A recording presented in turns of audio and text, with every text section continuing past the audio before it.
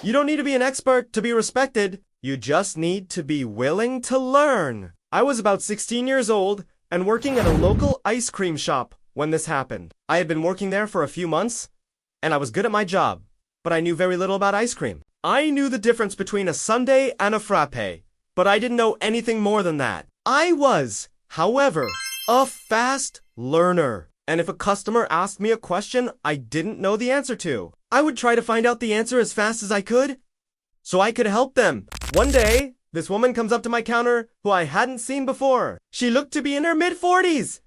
She orders a small chocolate ice cream cone. While I'm serving her, she asks me, "What's the best flavor of ice cream?" I responded with a confused look and said, what do you mean?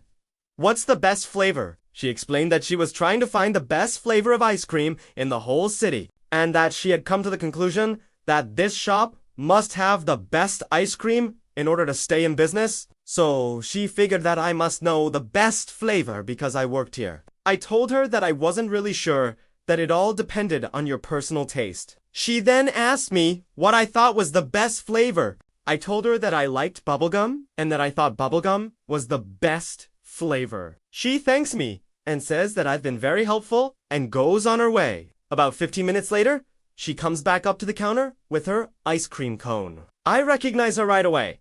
Of course, she tells me that she got the bubblegum flavor because I told her that it was the best flavor and that it was my favorite. She tells me that it is absolutely disgusting and that I should never eat it again. She then proceeds to tell me everything that is wrong with the bubblegum flavor and with me working there. For example, she says that I should never recommend something that I like because everyone likes different things. And that I should never say that something tastes disgusting because that is vile, and that I should unwork with food if I and even decide on what flavor I like the best. Then she tells me that I need to decide on a signature flavor, one that I am absolutely in love with, and recommend that flavor to everyone who comes in. If they like it, great!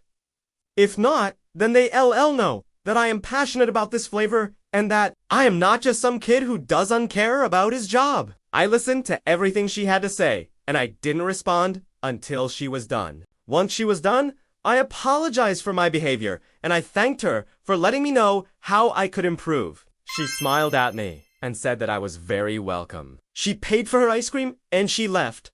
From that day forward, I took pride in my work. I tried to learn everything there was to learn about ice cream, and I tried to find my signature flavor. The woman who had talked to me must have been an inspector of some sort.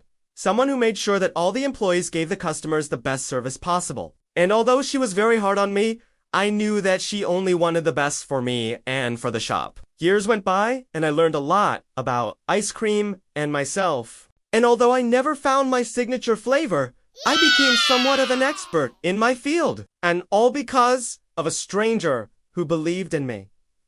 Have you ever had a stranger believe in you? How did that make you feel? Let me know in the comments down below. And while you're down there, don't forget to leave a like and subscribe for more stories. Thanks for watching. See you next time!